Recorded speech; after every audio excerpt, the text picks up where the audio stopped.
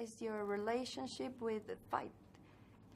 Look, I think everybody, I think every person has their own relationship with fighting and with violence, and I don't think it's something that you should shy away from. I think it's something that you should understand and accept and use it for a positive way. And I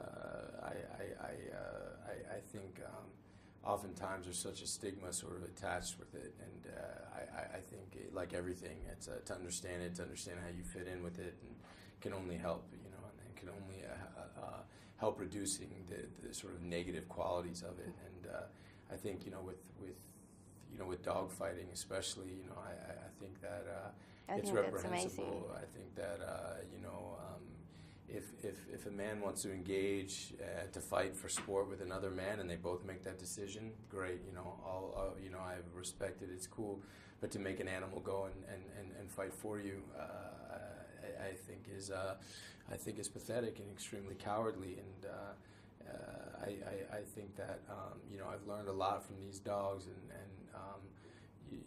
you know, the dogs that have suffered the greatest abuse, and dogs that have just been through such hell can come back and be so kind and so sweet, and you can learn a lot from them. And it's a huge example.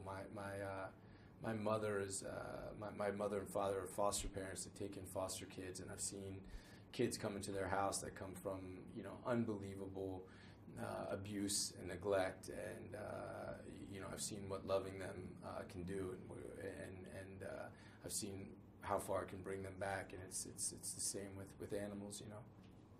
And I think that's great, and very creative way to use the force and the fight and these reasons. Cool. Thank you. You, a lot of times, you are cast as the tough guy, and you can be very scary. And were you surprised when they cast you for that movie, Me and Earl, and so you're going to be a teacher? Yeah. No, I was. They only cast me as a tough guy because I'm too ugly to play romantic leads. You know, I got a big broken face, you know, and I think that, you know, look, I don't try to be part of any sort of genre or any, you know, I'm attracted to the best possible, you know, material that's out there, and work with the best possible people. I think with Me and Earl, Afonso, you know, he's just an unbelievable director, and I'm so honored that he called on me, and he was, you know, familiar with my work, and I was so grateful to be a part of that project. That meant so much to him, especially that character. You know, because he had that vision to project you as this teacher. I think so, and I think there's a few things.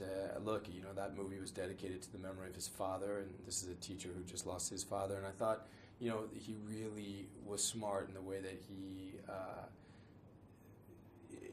he told the story through the point of view of the children, and all the adults were kind of off and weird and wacky and out of sync, and then there was this teacher who connected and had the ability to connect. He was still big and larger than life, but was able to focus in, especially on, and you know, I was really honored. I think, you know, he came up under Scorsese. He had worked under Scorsese, and I think that's how he knew me, because I had done that, because I had worked with Scorsese. So yeah, very grateful I got to be a part of that.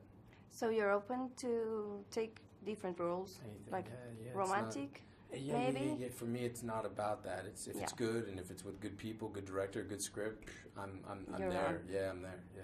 How are the emotions after a very violent scene, maybe in the series? How do you recover, or you prepare and then recover for that? Look, I mean, I think, you know, the object with something like Frank Castle is not to recover. I don't want to give myself relief. It's a guy who he's seen his family killed right before his eyes. I've said before, I wouldn't be able to play this part if I wasn't a husband and a father myself, if I didn't love something more than I love myself, if I wouldn't happily give my life for my family's life. You can't begin to understand what it would be like if somebody took that away from you. There is no relief from that. There is no... there's no getting away from that. It's a world of darkness. It's a world of pain and suffering that you're going to be in the rest of your life, and that's what the world Frank Castle's in. So, you know, my job as an actor when I'm playing that part is not to look for relief, not to look for happiness, not to look for it to be easy or nice. Or my job is to make it as dark and painful and sad as possible, and that's the only way I can begin to honor, you know, that character. So I wasn't looking for relief at all. I was really looking for the opposite. Yeah. Okay. Yeah. Cool. Thank you so much. Pleasure talking to you.